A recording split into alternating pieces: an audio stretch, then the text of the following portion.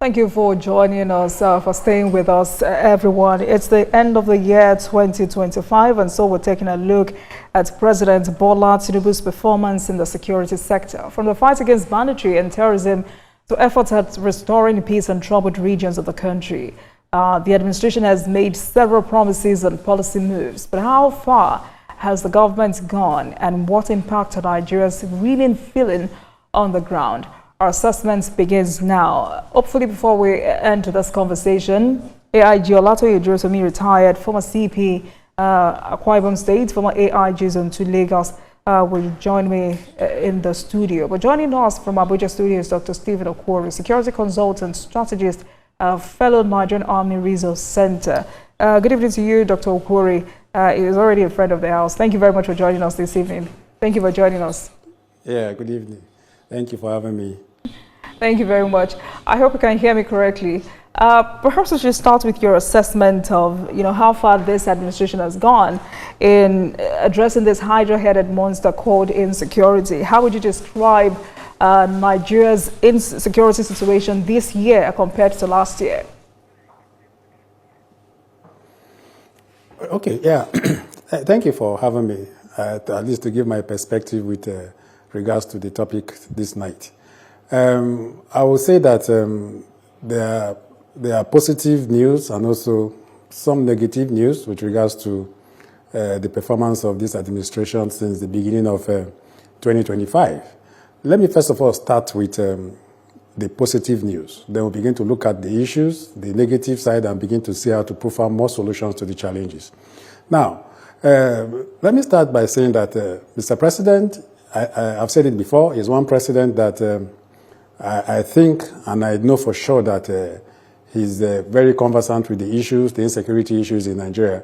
And I took my time to look at his manifesto, and some of the things in his manifesto, I can see that he is implementing them. Unlike previous presidents that they will come up with manifesto, at the end of the day, they don't even go back to look at it at all. And one of the things that I think Mr. President has implemented in his manifesto is the establishment of the forest guards. Right. I think that Mr. President knows that crime is local. And since crime is local, we must go local to see how to address the insecurity issues with regards to what we are seeing or what is confronting us in Nigeria today. And that is why he gave approval for the establishment under the supervision of the National Security Advisor. And so far so good. I must commend Mr. President and commend the National Security Advisor for the effort he has been putting in trying to see how to recruit forest guards from their local communities, and they are going through process of training in Osogbo. And I'm happy that Mr. President has even gone ahead to give order or directive that the forest guards should be armed as well, so that when these criminal elements come and confront our communities, where they come and take lives at will and all that, we'll have these forest guards from their within communities to be able to confront them. Then another thing that I think Mr. President has achieved through the instrumentality and the effort of the Minister of State for Defense is the passage of an implementation of the DICON Act 2023, right? DICON was 60 years old last year, and we never saw any impact from DICON, not until recently when Mr. President came on board. And we saw that DICON now has gone into production of arms and ammunition and other protective equipment in Kaduna, if not because the Minister of State for Defense brought out that proposal for such passage. We would have seen a situation where DICON can now go into public-private partnership and also partner with foreign investors to see how to produce these arms and ammunition. In Nigeria here, we import as small as a bullet for $2. Right now, we no longer go outside the shores of this country to see how to import bullets and other arms and ammunition. At least we are seeing some production at DICON, And also the establishment of military, military industrial complex is also a way of seeing that Nigeria as a government, our military don't go outside the shores of this country to see how to also bring this defense military equipment.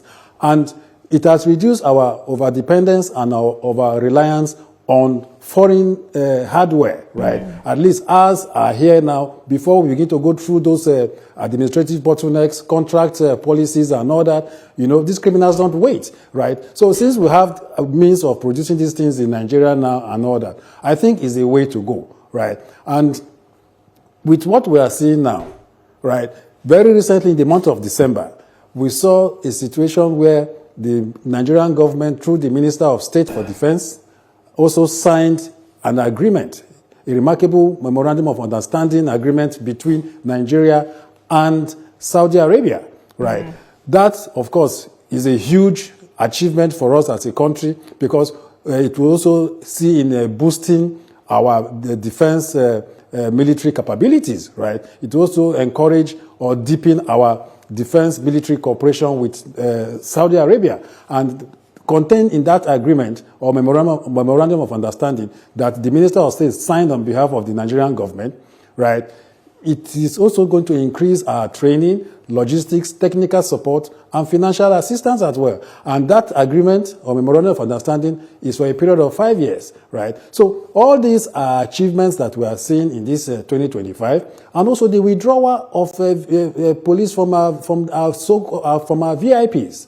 Right, we have some people in this country that have some resources, and they are using their resources to acquire or afford the security, police security protection. The president also gave a directive or issued an order that VIP police should be withdrawn from VIPs because we lack enough manpower with regards to police in the country. As we speak, police is less 400,000 workforce that we have. So that withdrawal. From the briefing by the IGP, he said about 11,566 police officers or personnel have been withdrawn from some VIPs, right? So all these are things that we see that Mr. President has tried to do in this 2025, though the manifestation is on and is ongoing. In Nigeria, our challenge is implementation. Absolutely. With what Mr. President is doing. Yes. Yes. So with what Mr. President is doing, we are going to see the implementation at the long run, then the manifestation and the result. Yeah. Right then. But, in few words, how do you describe this level of progress or commitment compared to where we were last year, 2024? Yeah, you see, when these issues, don't forget that these issues were there. These challenges were there before Mr. President came on board in 2023, right? And from what we are seeing, if we begin to look at it comparatively, you will agree with me that the way and manner we used to experience suicide bombing, it has reduced drastically, right? Before now, there were certain rules within the FCT and around Nigeria that were not possible, right? Now, when it has to do with terrorism, it has reduced, at least comparatively, the way it was before Mr. President came on board. Kidnapping for ransom, of course, because of the firepower that the military and the air component is giving to the terrorists.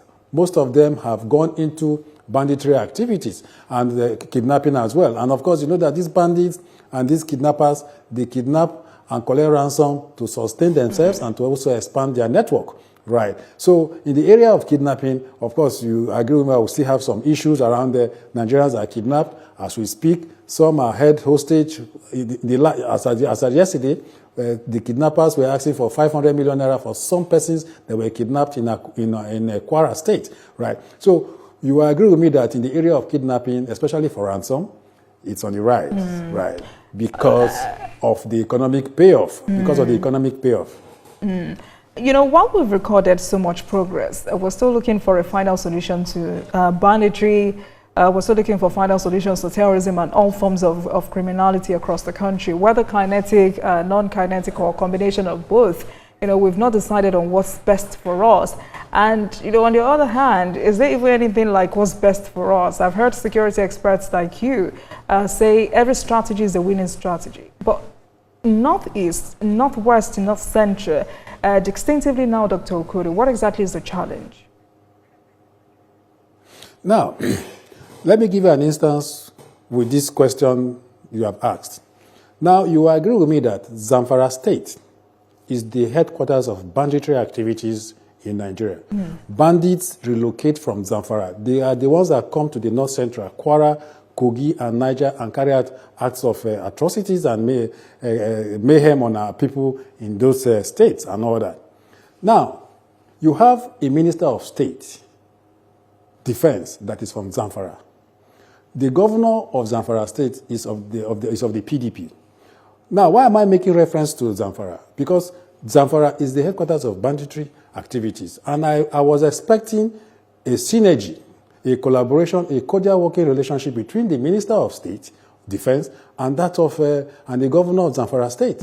So I was thinking that the governor was going to use that as an opportunity to key in. Now we have somebody that is Minister of State, that is our illustrious son. Let us see how we can work together and make Zamfara a little bit peaceful. Rather than doing that, it is rivalry that we are seeing, counter-accusation and counter-accusation, right? But rather than seeing that they use or capitalize on this opportunity that they have to see that indigenous of Zamfara, citizens of Zamfara, are relatively secured and peaceful, they are not doing that. Now, the governor, for me, has had some priorities that I think that he has misplaced those priorities.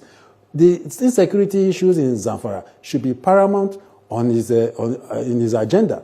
Rather than doing that, to see that the resources that he gets from the federal allocation and the security votes that he gets, he uses it to see how to address the insecurity in Zamfara. Rather, he is building an airport and all that. But of course, you know that if you want to have infrastructure on ground, you must first of all have security in place, because even if investors want to come to your state to invest, using the airport and planes to fly into your state, they must ensure that, or they must be aware that there's relatively peace and security in your state before they can come. So for me, the government, rather than investing in building of an airport that was initially awarded to the tune of 11.5 billion naira by the previous administration, and he's now rewarding it to the tune of over a billion naira. I think that he would have using the resources to see how to address the insecurity issues in the state. Because you and I know that if there's no security in place, there won't be any meaningful development. Right, Dr. Okori. So, I mean, at this time we need to go on break, but when we return, we'll have enough time to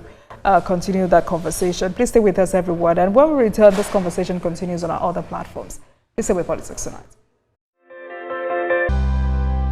This is 2025 in retrospect, tackling Nigeria's security challenges. And tonight I'm speaking with security consultant strategist, Dr. Stephen Okori. Dr. Okori, thank you very much for staying with us on the program. So I want us to, go through today's budget presentation.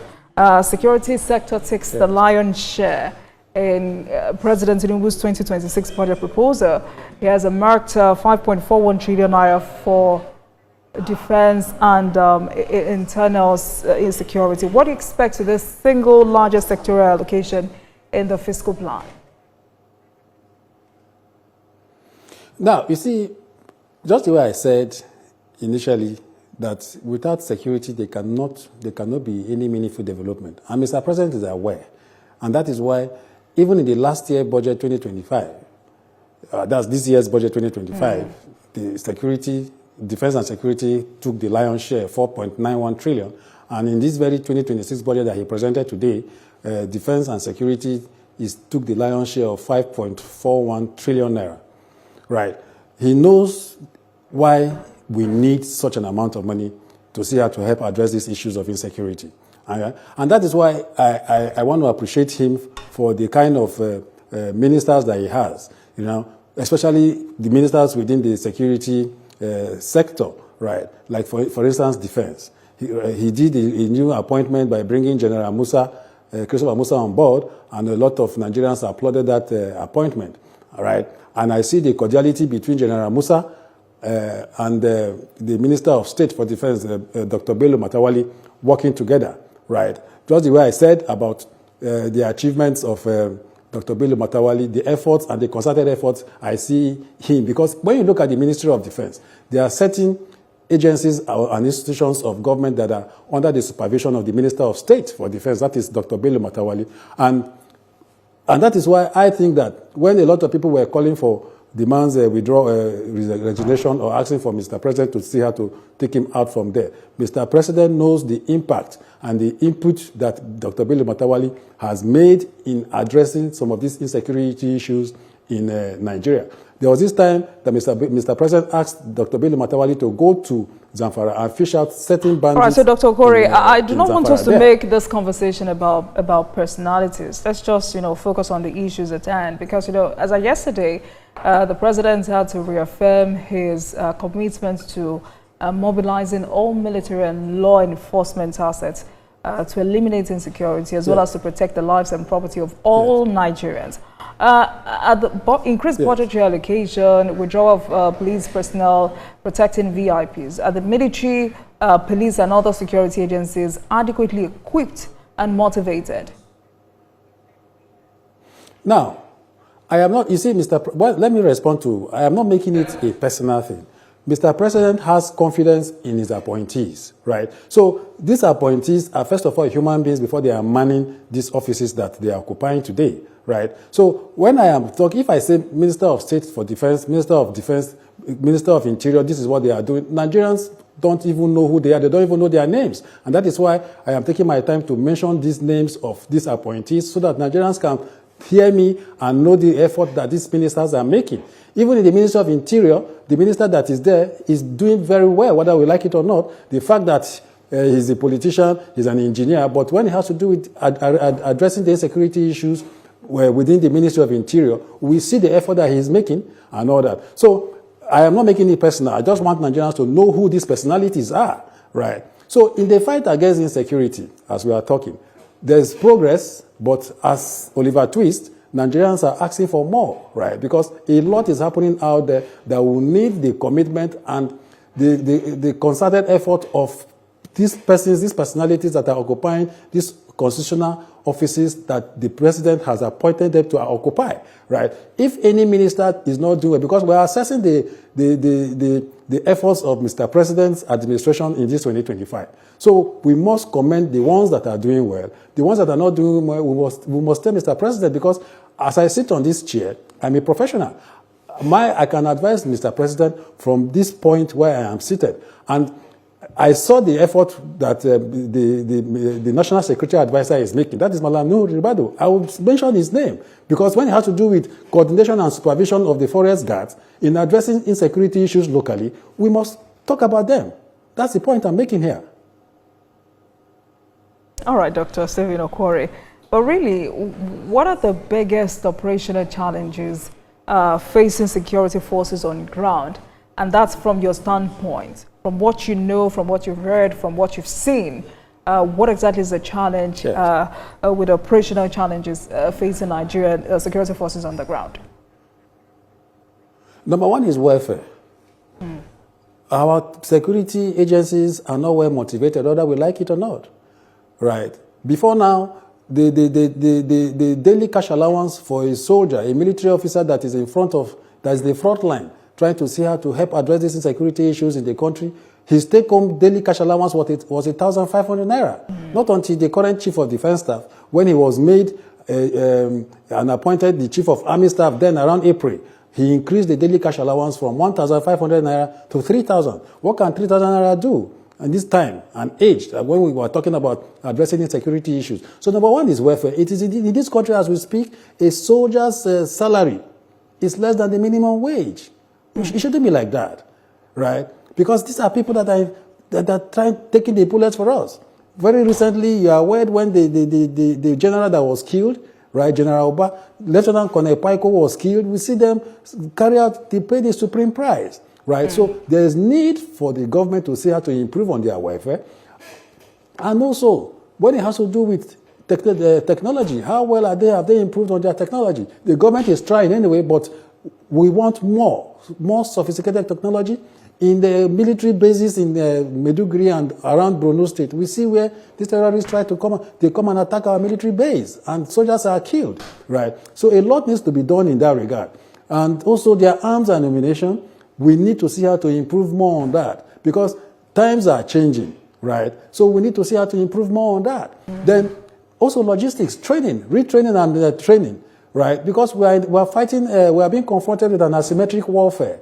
What that means is that it is very difficult for our soldiers to be able to know who the enemies are, right? So when they go through series of training, specialized training, right, they can be able to know or identify these criminal elements, especially terrorists, because when you see them, they are so subtle and nimble, it is difficult to think that such a person can harm a fly. But meanwhile, they are very dangerous when they are strapped with these IEDs. So there's a lot that we need to do with regards to training in the coming year. I know all these are contained in the budget, right? But my worry now is that how well do we even implement this budget, right? It's not about the figure. And the it's about performance implementing level. the budget. How many percentage do we implement? How many percentage of the budget do we implement?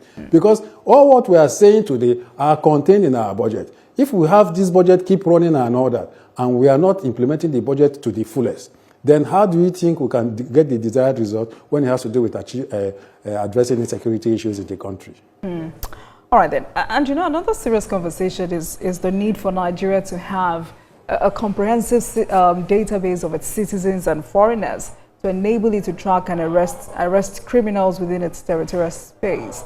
Recently echoed by the new Minister of Defense. Why is it hard for us to fix this challenge? You see, when it has to do with a centralized database, I think it's a very huge and a Herculean task. Though how so, I Dr. know it's Okori? doable. Yes? I said how so? You said it's a difficult task. How what? Yes, it's a difficult task. What makes it difficult? It's a difficult. Yes, why? Because we have our borders that are so porous. Foreigners come into this country at will, right? And they go out at will. Criminals come into this country, collaborate with our own domestic criminals in Nigeria to inflict pains on our people. So if we cannot control our border, is it a centralized database that you think we can achieve? Ordinary INEC, if you look at what is happening in INEC, that has to do with voters' card, that has to do with our biometrics and all that. Not too long ago in Zaria, how many foreigners were caught with our INEC voters' card, right? So it's a huge and Herculean task. I'm not saying it's not doable. If we have the will and we want to do it to see that we carry it out, right, we can do it. But how well can we do it? That's the problem. I just gave you one of the issues, one of the challenges. Our borders are very porous. As we speak, there are people that are foreigners that are in this country. We cannot even identify them. So how do we now do that? And don't forget that we share common culture. We speak almost similar language and all that. So if they tell you that they are from Nigeria, and to get indigenship certificates and all that, or state of origin certificate, it's very easy. So a foreigner can come in here, obtain an indigenship certificate, and of course, will you now put him into the database, not knowing that he's a foreigner, right? And we almost have similar features. People that live in Niger and Chad, and people that live around the Katsina borders and all that. If you see that, there's no difference. So these are the challenges we might encounter when we're trying to have a centralized database. And when you talk about protecting our borders, do you think we should build walls to protect our borders, just like General Musa had, predicted or said to government? Yes, General Musa sold the idea.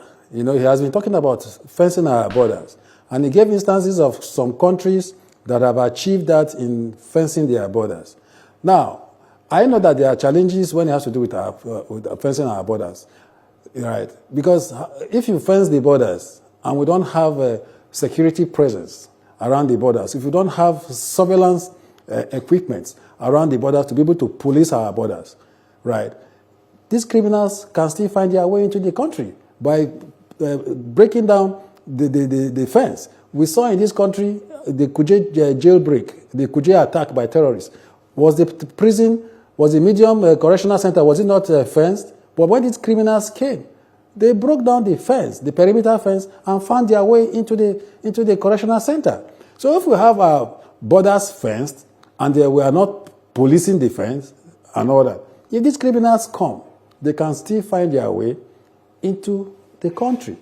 So fencing the borders is one of the ways to go, but how do we now see that implementing it to the letter that it will give us that desired result. And I just give you an instance here, right? So if we can find our way into correctional centers, strike, carry out Boko Haram commanders from our correctional center in Kuje here. So is it the borders that the fence that is around where there's no visibility, there's nobody around there and all that. So there's a lot we need to do. It's not about fencing the borders alone. I think we need to see how to increase in our technology, especially our surveillance equipment and all that, to see that where you, from a distance, you can be able to view or see that some intruders are trying to find their way into the country by using the route that is not available legally for people to come into the country through. All right. I mean, some of your colleagues even say it's an outdated approach and would never work. But let me also ask you, Dr. Okori, has intelligence gathering and interagency coordination improved? I mean, you look at kidnapping for ransom, which remains one of the most profitable criminal enterprises in Nigeria. Victims' families reportedly paying billions of naira annually. You begin to question why it's been hard for the state governments, the federal governments to break the financial networks that sustain banditry. You see, there's a lot that we need to do as a country and security agencies in that regard, right?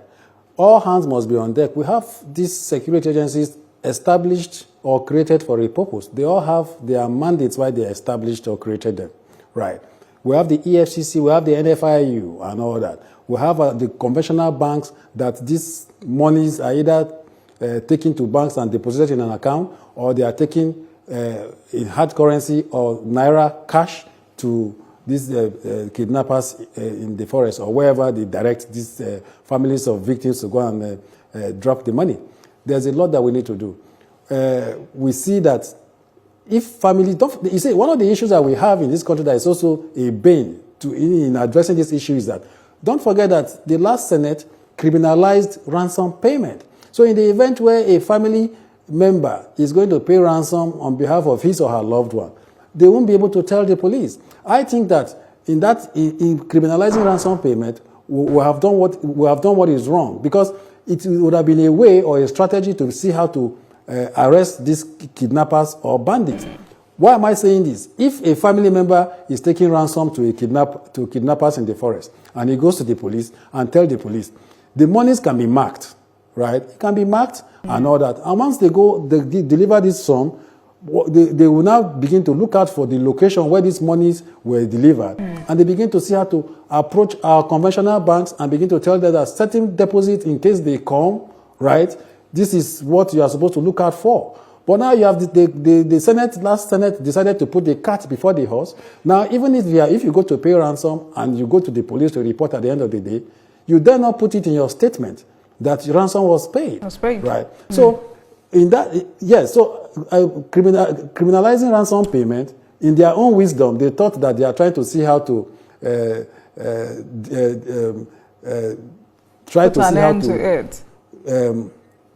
put an end to it by trying to see that they weaken, the kidnappers' intention and all that. But that's not yielding desired result. In the last 1 year, 2.56 billion naira was paid as ransom, to these kidnappers. We see videos on the social media where kidnappers display ransom monies collected from Nigerians. 100 million, 200 million, these are not small money, right? And they display it. We haven't seen where they've come to say, okay, these were the set of kidnappers that were displaying this so much amount of money in the forest. We haven't seen such arrest. So what are we doing with regards to technology? I don't think we are investing enough in technology. Even if the government has invested well enough in technology, the operators of the technology, are they really doing their job, or they're just there collecting salaries, taxpayers' money without doing their job, right? So there's a lot that we need to do. We need to see that. Right. But Dr. Okori, intention from people please pardon me. I mean, if we're using the Northwest as an example, where there is no coordinated or regional approach to dealing with kidnapping for ransom. I mean, in that region, there are several states that have either adopted negotiations, some have adopted amnesty or payment strategies with armed groups. In this year, 2025, is it a fact that this has only incentivized criminals to take up arms? I didn't get your question, please. I was using the Northwest as an example where there is no coordinated or regional approach to dealing with this issue. There are some states in the Northwest that have either adopted negotiations, some have adopted amnesty or payment strategies with armed groups in this year 2025 specifically. So I'm asking, is it a fact that this has only incentivized criminals to take up arms when you pay ransom? You see, unfortunately for us in that Northwest, the politicians there have politicized. I hope you got that. Okay. Right. Sorry? Please go on, Dr. Okori. Okay, they have politicized it. They are using it as a means to campaign, right? Which is not supposed to be so, right? If you are governor today, Zamfara, Sokoto, Kebbi, and the other states in the Northwest, you are privileged to be governor. And you are given allocation, state allocation votes that comes from the federal government. You have vote, what do you call it now? Security votes and all that. And meanwhile, you are strangulating the local government chairman. You see, yesterday or so, I watched Mr. President appealing to governors to allow local government allocation go to local government. Right? If the president can have security briefings at the federal level, and the state governors can have security briefings at the state, the local government chairman, with the resources that gets to them, they should be able to have security council meetings at the local government as well. And don't forget that these crimes are local and they happen in our rural communities. Which of the tier of government is at the grassroots level? Is a local government, right? And here we are, we don't have a functional local government because of the kind of governors that we have. Right. Some of them are implementing the Supreme Court judgment where they said allows funds for local government to go straight to local government. But as we speak, some governors are still not allowing those allocations to go. And that is why you saw Mr. President appealing to governors to allow these resources go, because there's a lot that these resources can do at our local government level.